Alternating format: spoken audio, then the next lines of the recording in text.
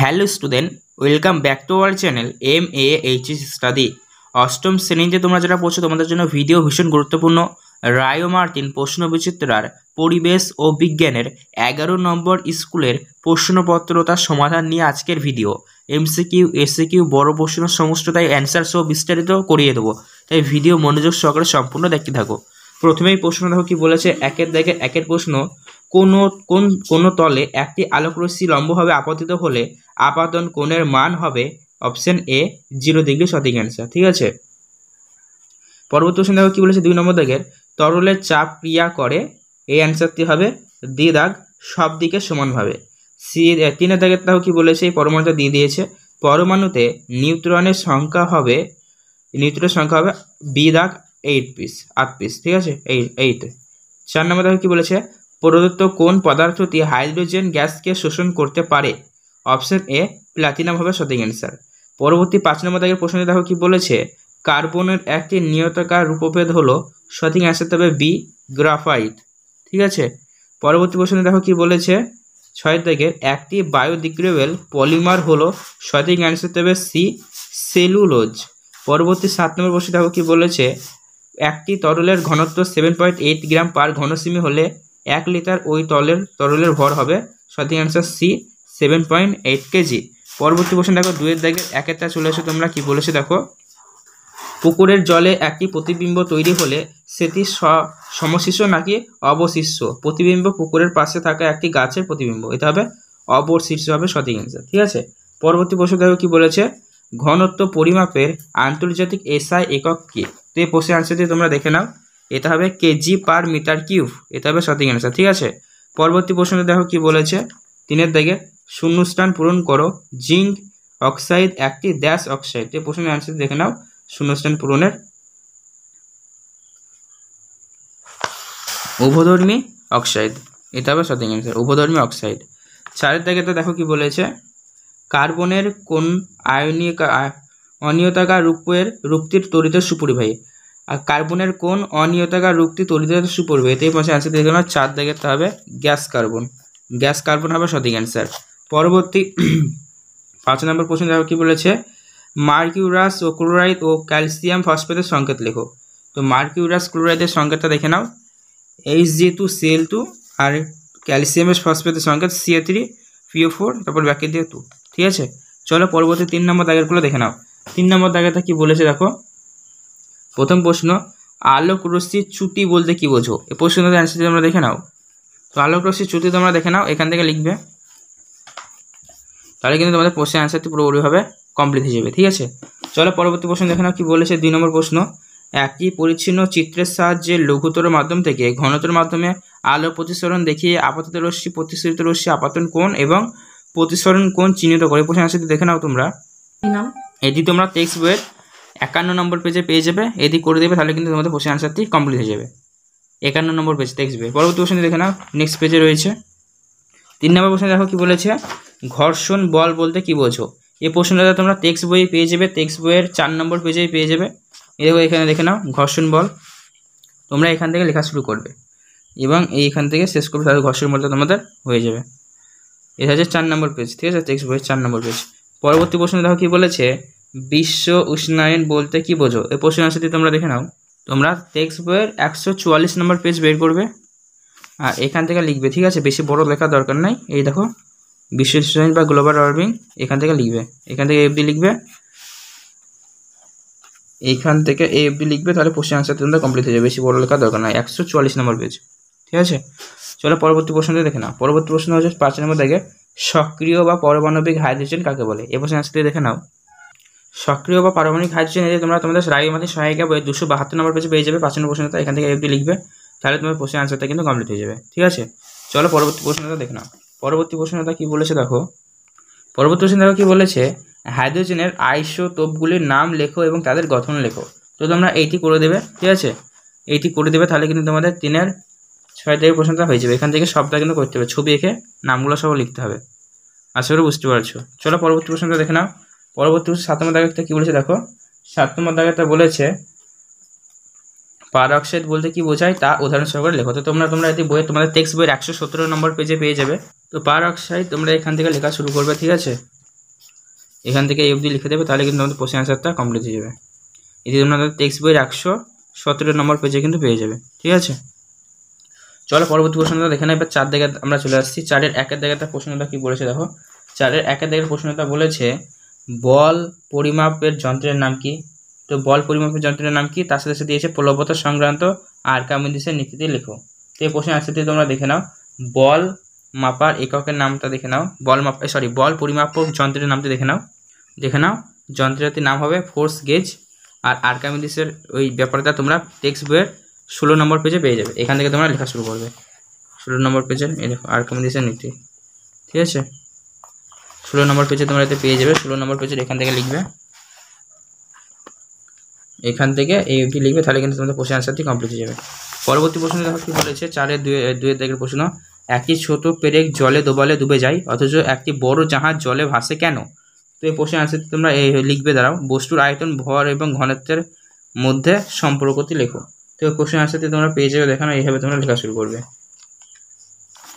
ঠিক আছে, লিখবে পেরেকের তুলনায় জাহাজের আয়তন অনেক বেশি, তাই জলে ফেললে পেরেক যতটা জল অপসারিত করে বা করবে, একটি বড় জাহাজ তার চেয়ে অনেক বেশি জল অপসারিত করবে। ফলে পেরেকের তুলনায় বড় জাহাজ ওপর জল অনেক বেশি ঊর্ধ্বমুখী বল অর্থাৎ প্লবতা প্রয়োগ বেশি করবে। পেরেকের ক্ষেত্রে ঊর্ধ্বমুখী বলের থেকে ওর ওজন বেশি হবে, তাই পেরেক ডুবে যাবে। এই অবধি লিখবে, তাহলে প্রশ্ন আনসারটি কমপ্লিট হয়ে যাবে। পরবর্তী প্রশ্ন দেখো কি বলেছে। 3 নম্বর দাগের সদ্বিম্ব ও অসদ্বিম্বর মধ্যে পার্থক্য লেখো। তো এটি তোমরা তোমাদের সহায়িকা বইয়ের 116 নম্বর পেজে পেয়ে যাবে। চলো দেখিয়ে দিচ্ছি। তো সদ্বিম্ব আর অসদ্বিম্বর মধ্যে পার্থক্য দেখে নাও, অনেকগুলো রয়েছে, তোমরা তোমাদের সুবিধা অনুযায়ী লিখবে। ঠিক আছে, সদ্বিম্ব অসদ্বিম্বর মধ্যে পার্থক্য। তার সাথে আরেকটা প্রশ্ন কি ছিল, এটি তোমরা তোমার সহায়িকা বই 116, 117তে পেয়ে যাবে। সংকট কোণ কাকে বলে, এটি তোমরা টেক্সট বইয়ের 51 অর্থাৎ 51 নম্বর পেজে পেয়ে যাবে। তোমরা এখান থেকে লেখা শুরু করবে। ঠিক আছে, টেক্সট বইয়ের 51 নম্বর পেজে তোমরা দেখতে পাচ্ছ সংকট কোণ। ঠিক আছে, এখান থেকে লিখবে, তাহলে কিন্তু কোশ্চেন আনসারটা কমপ্লিট হয়ে যাবে। এইটুকু লিখবে আর এইটুকু লিখবে। ঠিক আছে, পরবর্তী প্রশ্নটা দেখে না। পরবর্তী প্রশ্নটা বলেছে কি, 4-এর দাগের ডালটনের পরমাণুবাদের স্বীকার্য উল্লেখ করো। তো এটি তোমরা পেয়ে যাবে। পরমাণুবাদের স্বীকার্য এটি তোমরা টেক্সট বইয়ের 72 নম্বর পেজে পেয়ে যাবে। ঠিক আছে, এগুলো অনেক কথা পয়েন্ট রয়েছে, তোমরা লিখবে তোমাদের সুবিধা অনুযায়ী। ঠিক আছে, ডালটনের পরমাণুবাদ। পরবর্তী প্রশ্নটা দেখো না। পরবর্তী প্রশ্নটা কি বলেছে, 5-এর দাগের পরীক্ষাগারে অক্সিজেন প্রস্তুতি প্রয়োজনীয় রাসায়নিক পদার্থগুলির সংকেত সহ নাম এবং রাসায়নিক বিক্রিয়ার সমীকরণ সহ লেখো। তো এই 5 নম্বর দাগের প্রশ্নের আনসারটি তোমরা তোমাদের টেক্সট বইয়ের 119 নম্বর পেজে পেয়ে যাবে। তো এই প্রশ্নের আনসারটি তোমরা তোমাদের টেক্সট বইয়ের 119 নম্বর পেজে পেয়ে যাবে। দেখতে পাচ্ছ এখানে 119। পরীক্ষাগারে অক্সিজেন তৈরি করতে গেলে কী কী লাগে, তার প্রয়োজনীয় দ্রব্যগুলি দেখতে পাচ্ছ। আর যে সমীকরণটা লিখতে বলেছে সেই সমীকরণটা তোমরা এইটি লিখে দেবে, তাহলে এই প্রশ্নের আনসারটি তোমাদের কমপ্লিট হয়ে যাবে। চলো পরবর্তী প্রশ্নটা দেখো কি বলেছে। 6-এর দাগেরটা বহুরূপতা কাকে বলে, একই ছকের সাহায্যে কার্বনের রূপভেদগুলি দেখো। তো প্রশ্নের আনসারটি তোমরা দেখে নাও। এটি তোমরা তোমাদের টেক্সট বইয়ে পেয়ে যাবে 125 নম্বর পেজে। এখান থেকে শুরু করে এই অবধি লিখবে, বহুরূপতা কাকে বলে হয়ে যাবে। আর তার সাথেই ছিল কি একটা প্রশ্ন, একই ছকের সাহায্যে কার্বনের দেখাতে বলেছে। তোমরা একটা 129 নম্বর পেজে পেয়ে যাবে। এখানে লিখবে তোমরা কার্বনের 129 নম্বর পেজ। ঠিক আছে, কার্বনের দেখতেই পাচ্ছ তোমরা বহুরূপতা। তো এখান থেকে তোমরা এইটি লিখ করবে, তাহলে তোমার কোশ্চেন আনসারটা কমপ্লিট হয়ে যাবে। ঠিক আছে, পরবর্তী প্রশ্ন দেখো, লাস্ট প্রশ্ন ভৌত বিজ্ঞানের। কি বলেছিল, আয়নীয় ও সমযোজী যৌগের মধ্যে পার্থক্য লেখো। তো এটি সহায়িকা বই থেকে তোমরা দেখে নেবে, দেখিয়ে দিচ্ছি তোমাদের 193 পেজ বের করবে তোমার সহায়িকা বই। ঠিক আছে, তো আয়নীয় সমযোজী যৌগের পার্থক্যগুলি তোমরা দেখতে পাচ্ছ, তোমরা এখান থেকে লিখবে। ঠিক আছে, অনেকগুলি রয়েছে, তোমরা তোমাদের সুবিধা অনুযায়ী লিখবা। ঠিক আছে, আসলে বুঝতে পারছো। তো পরবর্তীতে আমরা এবার জীবন বিজ্ঞানে ঢুকে যাচ্ছি, লাইফ সায়েন্সে। ঠিক আছে, লাইফ সায়েন্সে তোমরা দেখে নাও। প্রথম প্রশ্ন কি বলেছে, বেশিক্ষণ ভালো রাখার জন্য মাছ, মাংস কিংবা ফলে নুন মাখিয়ে রাখতে বলে। তো সঠিক আনসার দেবে সি দাগ, সোয়াতি। তার পরবর্তী প্রশ্ন দেখো 2 নম্বর দাগের, একটি নাইট্রোজেন স্থিতিকারী মিথজীবী ব্যাকটেরিয়া হলো। Option B rhizobium. পরবর্তী প্রশ্ন দেখে নাও। পরবর্তী প্রশ্ন দেখো কি বলেছে 3 নম্বর দাগের, কোন তীর থেকে অ্যালিসিন নামক যৌগ পাওয়া যায়। সঠিক আনসার হবে রসুন। 4-এর দাগেতে দেখো, মানব দেহে গ্লুকাগন খরিত হয় এ অগ্নাশয় গ্রন্থি। 5-এতে দেখো, প্রদত্ত কোনটি মরু অঞ্চলের স্বাভাবিক উদ্ভিদ নয়। এ প্রশ্ন আনসার দেবে আকন্দ, দি সঠিক আনসার। 6-টা দেখো, পৃথিবীতে মরুভূমিগুলি কোন রেখা বরাবর অবস্থিত। কোন রেখা বরাবর অবস্থিত, এটা হবে কর্কটক্রান্তীয় মকরক্রান্তি রেখা বরাবর।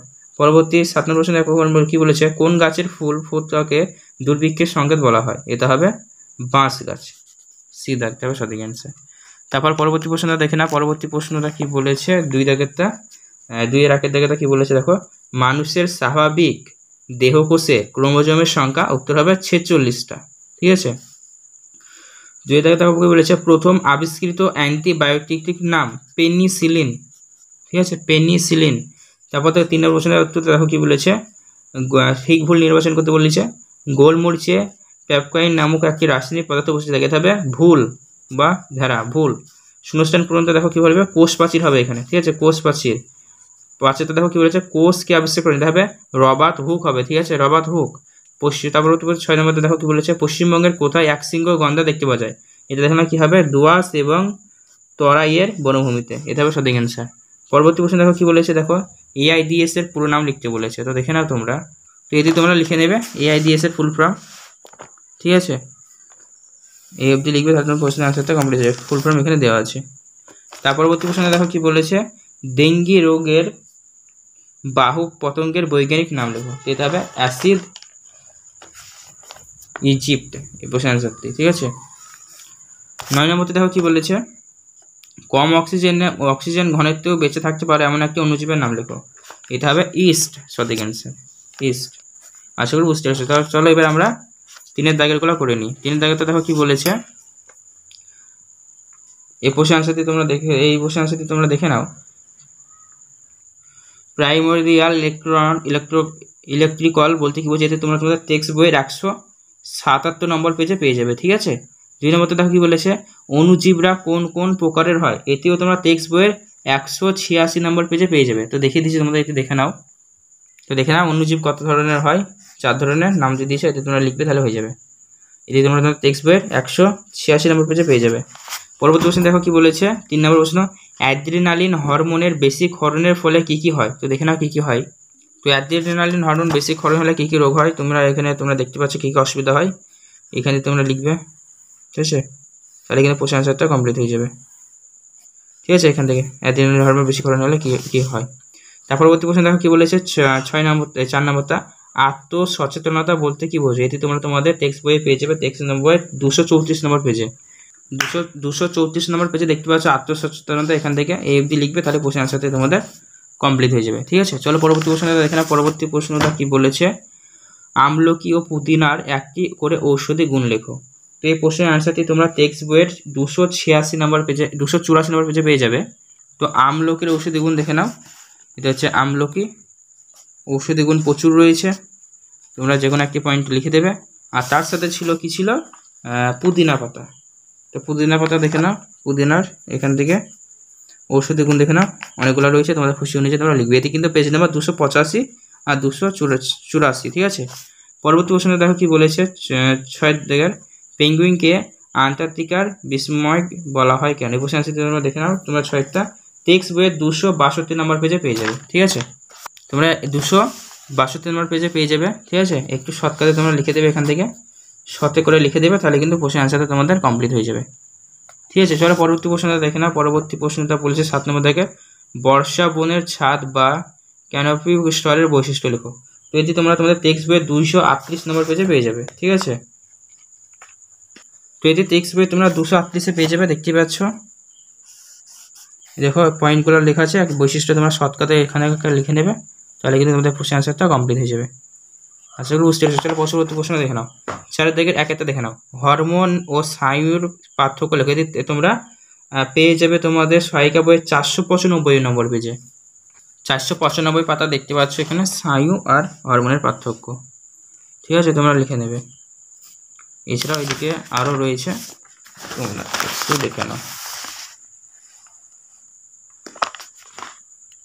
চলো পরবর্তী প্রশ্নটা দেখে নাও। পরবর্তী প্রশ্ন বলেছে, অন্তঃক্ষরা গ্রন্থি ও বহিঃক্ষরা গ্রন্থির দুটি প্রধান লেখো, দুটি পার্থক্য লেখো। তো অন্তঃক্ষরা গ্রন্থি ও বহিঃক্ষরা গ্রন্থির দুটি পার্থক্য তোমরা তোমাদের সহায়িকা বইয়ে 496 নম্বর পেজে পেয়ে যাবে।